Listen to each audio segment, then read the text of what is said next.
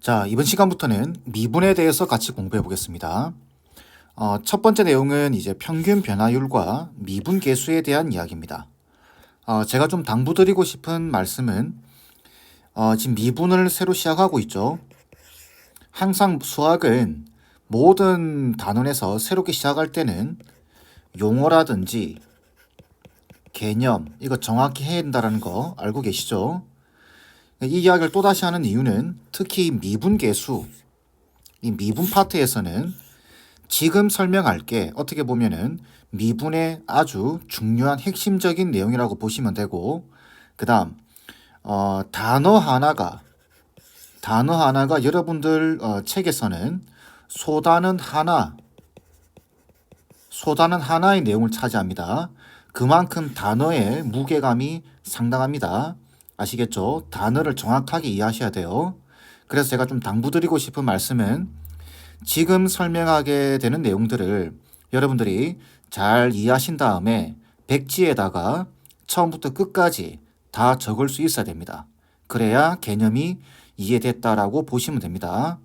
아시겠죠? 자, 그러면 기본적으로 내용 시작해 보겠습니다. 우리가 이게 나중에 또 이야기하겠지만 여러분들 속력 구하는 공식 알고 계시죠? 속력은 어떻게 되죠? 시간분의 거리입니다. 미분이라고 하는 단어는 속력에 대한 이야기들입니다. 자, 그래서 이게 생뚱맞게 나오는 이야기가 아니라 속력에 대한 이야기이기 때문에 잘 보셔야 돼요. 자, 지금부터 본격적으로 설명해 보겠습니다. 잘 따라오세요. 자, 우리가 기본적으로 이렇게 X축, Y축 이렇게 있다고 보고 어떤 그래프가 이런 변화를 보이고 있습니다. 자, 이때 우리가 요 X축을 만약에 시간이라고 보고 Y축을 거리 이렇게 보게 된다면은 여기 A라고 하는 지점, B라고 하는 지점, 그럼 이 점의 좌표는 A, FA가 될 겁니다. 그죠? 이 점의 좌표는 B, FB가 될 겁니다.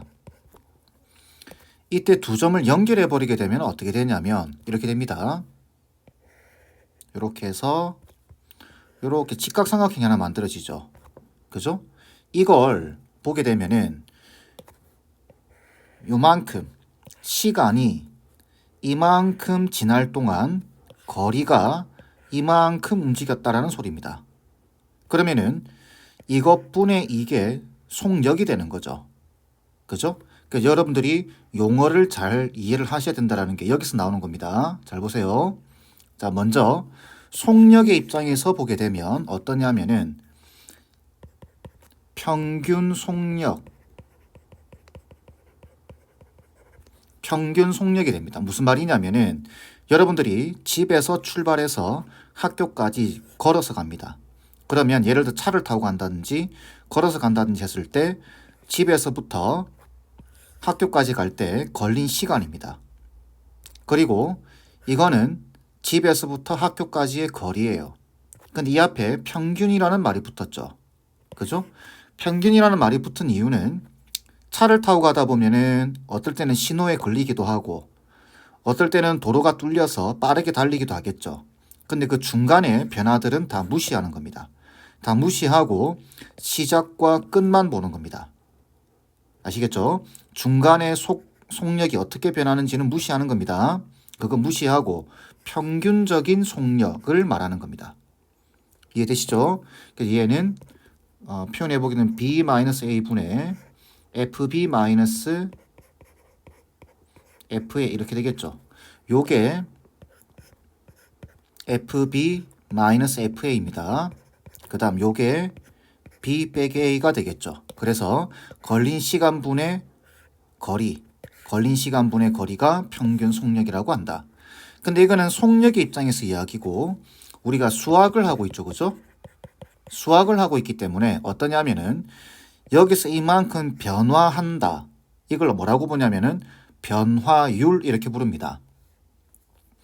그래서 x가 이만큼 변할 때 y가 이만큼 변한다. 그래서 이거는 수학적인 용어로는 변화율 이렇게 부릅니다. 아시겠죠? x가 이만큼 변할 때 y가 이만큼 변한다. 평균 변화율.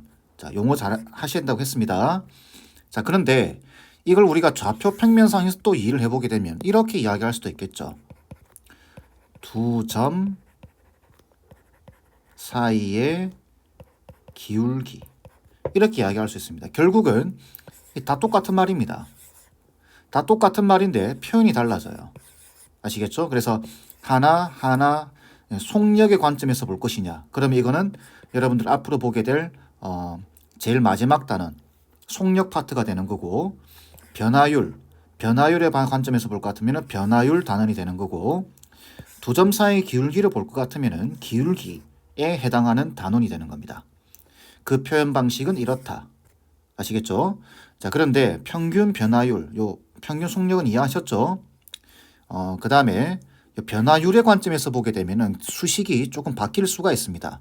어떻게 바뀌냐면 B에서부터 A까지 변했다. 이걸 뭐라고 표현하냐면은 이렇게 표현하기도 합니다.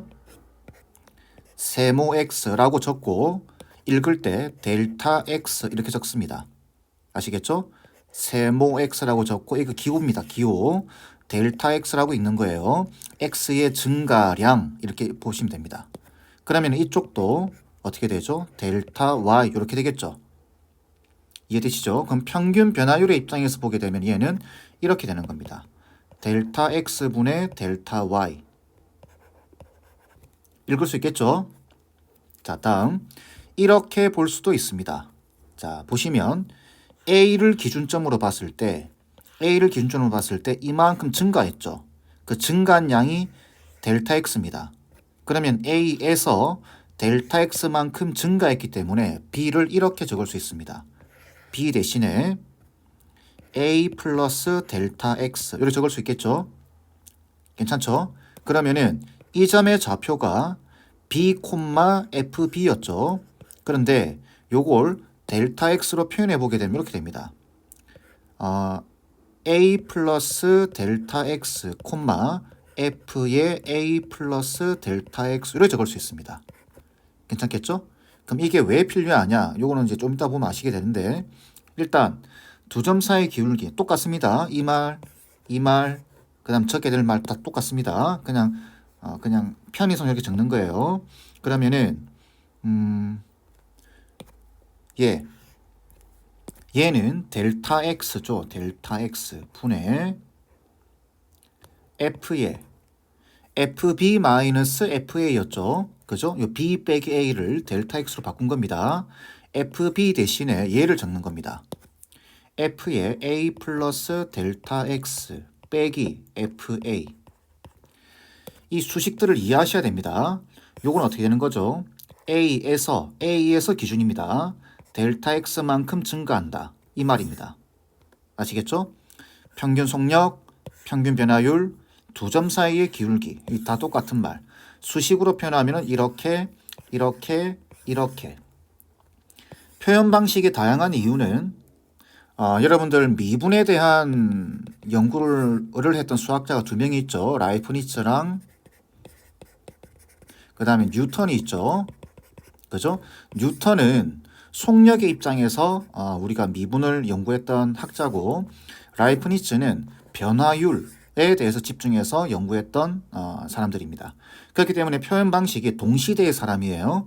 그렇기 때문에 이렇게 표현 방식들이 다양하게 나옵니다. 근데 다 똑같은 말 이해되시겠죠? 자, 평균 속력, 평균 변화율, 두 점 사이의 기울기 이해되셨죠? 자, 그러면 이제 여기 보시면은 요거 이제 눈에 들어오죠? 눈에 들어와야 됩니다. 아시겠죠? 갑자기 이런 수학적인 수식들이 막 등장하기 시작하면 여러분들 입장에서는 조금 혼란스러울 수도 있는데 연습을 그만큼 하셔야 됩니다. 자, 그러면 이제 미분계수에 대해서 보겠습니다. 자, 미분계수는 어떠냐면 위의 상황과 똑같습니다. 어떤 함수가 이렇게 있다고 봤을 때 A에서부터 B까지 이렇게 있는데 이 두 지점을 연결하면 되죠. 이렇게, 그죠? 연결하면 되는데 어떤 생각을 하냐면은 제가 처음에 말씀드릴 때 평균 속력이라고 하는 것은 뭐냐면 A에서부터 B까지 시작점에서부터 끝 지점까지 속력의 변화들이 생기는데 그 변화들은 깡그리 다 무시를 해버리고 걸린 시간분의 달린 거리로 표현한 게 평균 속력이었어요. 그런데 이런 생각을 좀 해보는 겁니다. 나는 A를 딱 지나칠 때, 예를 들어서 여러분들이 집에서 학교까지 가는데 중간에 뭐 편의점이 있다고 보겠습니다. 편의점 앞을 딱 지나치는 그 순간에 속력을 알고 싶은 거예요. 아시겠죠? 이런 필요에 의해서 나온 게 미분계수입니다. 자, 보시면 어떻게 하면 되냐면 위에서 요 수식 보이시죠? 자, 그걸 그대로 다시 한번 적어 보겠습니다. B-A분의 FB-FA. 자, 이렇게 됐을 때 이거는 이 두 지점 사이의 평균 속력이었죠. 그런데 여러분들 첫 단원에서 극한 공부하셨죠? 그래서 어떻게 해버리냐면은 B를 A로 한없이 보내버리게 된다면 어떤 상황이 만들어지게 될까? 이렇게 되는 거죠. 그러면 잘 보셔야 됩니다. 자, 원래는 A에서부터 B까지 이렇게 있었는데 B가 한없이 A에 가까워져요. 그럼 이렇게 점점점 이렇게 되겠죠. 이렇게 움직이는 겁니다. 쭉 이해되시죠? 곡선 위를 따라서 이렇게 B가 이렇게 움직이는 겁니다. 이렇게 쭉 가다 보면은 이렇게 움직일 겁니다. 그죠? 쭉 가다 보면 어떤 현상이 만들어질까 이야기입니다. 그러면은 자, 요 A 지점에서 어떻게 생각하냐면은 A 지점에서 10억 배 여러분들이 생각하는 엄청나게 큰 숫자만큼 예를 들어서 뭐 100조 배 확대했다라고 생각하는 겁니다. 확대했을 때 이런 형태가 될 겁니다. 이렇게 됐을 때 여기가 A고 그 다음 여기가 B일 겁니다. 그러니까 A, FA가 되고 B, FB가 되는데 이렇게 되겠죠. 여전히 두 점 사이의 기울기가 될 겁니다. B가 A에 한없이 가까워져도 어차피 B가 A가 되지는 않습니다. 그죠? 근데 엄청나게 확대해서 본 거예요. 엄청나게 확대해서. 그러더라도 요 두 점 사이의 기울기가 됩니다. 그런데 이걸 다시 원상복귀 시키게 되면 어떻게 될까요? 이때는 마치 이 A라고 하는 지점에서 접선처럼 보일 겁니다. 접선의 기울기처럼 이렇게. 이해되시나요? 접선의 기울기처럼 보인다. 거의 접한 지점처럼 보이겠죠. 괜찮나요? 다시 B가 A에 한없이 가까워지게 되면 이 점이 이렇게 곡선 따라 움직이면서 여전히 두 점 사이의 기울기를 형태를 유지를 합니다. 그런데 거의 가깝게 된다고 봤을 때 확대한 거예요. 그러면은 이 곡선이 원상복귀 시켜버리게 되면은 거의 보이지 않습니다. 그죠? 그러니까 이때는 요런 상황이 된다고 한다면 이거는 마치 x는 a에서 접선의 기울기 두 점 사이의 기울기죠. 기울기는 기울기인데 마치 A 한 지점처럼 보이는 겁니다. 이해되시죠? 그래서 x는 a에서 접선의 기울기가 되어버립니다. 괜찮나요? 그래서 이걸 뭐라고 부르냐면은 이걸 x는 a에서 미분계수다라고 부르는 겁니다. 미분계수 의미 아시겠죠? 그러면은 방금 여기 속력 이런 말들을 했는데 이런 말들을 가져오게 되면은 이제 한 단원씩 되는 거예요. 속력이라는 의미를 가져오게 되면 요 수식 자체가 뭘 뜻하느냐? x는 a에서 순간 이제 속력이 아니라 속도가 됩니다. 자, 속력과 속도의 차이는 말씀을 드리면은 속력은 스칼라 단위입니다. 그러니까 이거는 크기만 가지는 겁니다. 근데 속도는 크기와 방향을 가집니다. 그래서 뒤에 가게 되면은 이제 한 단원, 소단원 한 단원 속도를 다룰 때 방향도 따져 주셔야 돼요. 어쨌든 이거는 x는 a에서의 미분계수를 뜻한다. 또는 다른 의미로서는 x는 a에서의 순간 속도를 뜻한다. 또 다른 의미로는 x는 a에서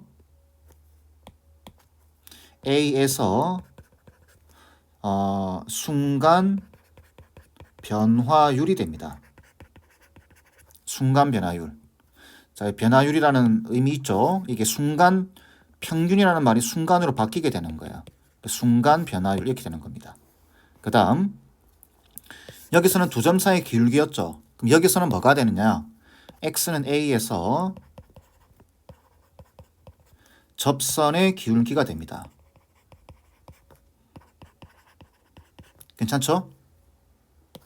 요거는 이제 우리가 미분계수의 기하학적 의미, 수학에서 기하학적인 의미라고 부르고, 요거는 이제 x에서 순간 속도, 물리량과 관계가 있겠죠.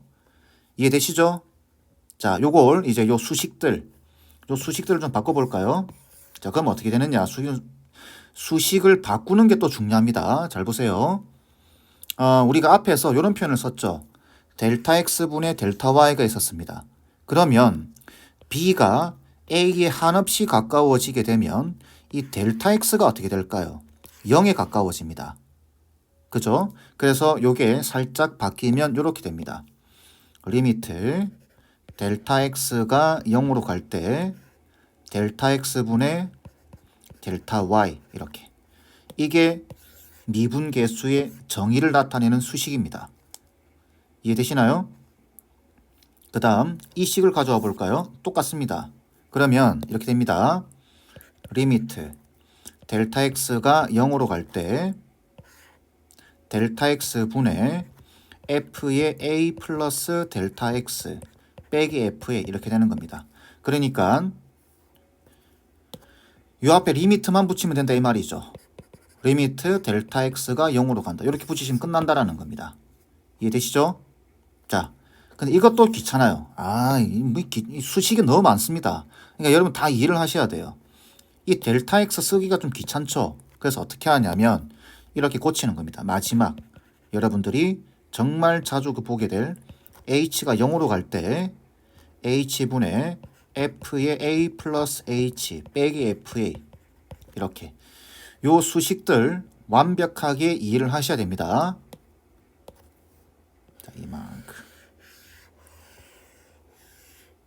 아시겠죠? 꼭 외워주세요. 그 의미는 이렇다. 의미 모르면 안 됩니다. 자, 이렇게 이해되시겠죠? 자, 이때 여러분들이 이제 자주 보게 되는 식 순서대로 말씀을 드리면 얘가 1순위입니다. 얘를 정말 많이 보게 될 거고 그 다음 얘입니다.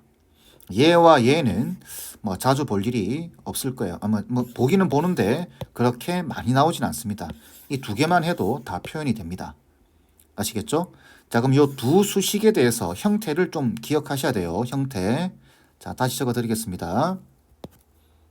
자, 보시면 리미트 b가 a로 갈 때 모양을 기억하셔야 돼요. b 빼기 a분의 fb 마이너스 fa. 이때 보시면은 요거 b 보이시죠?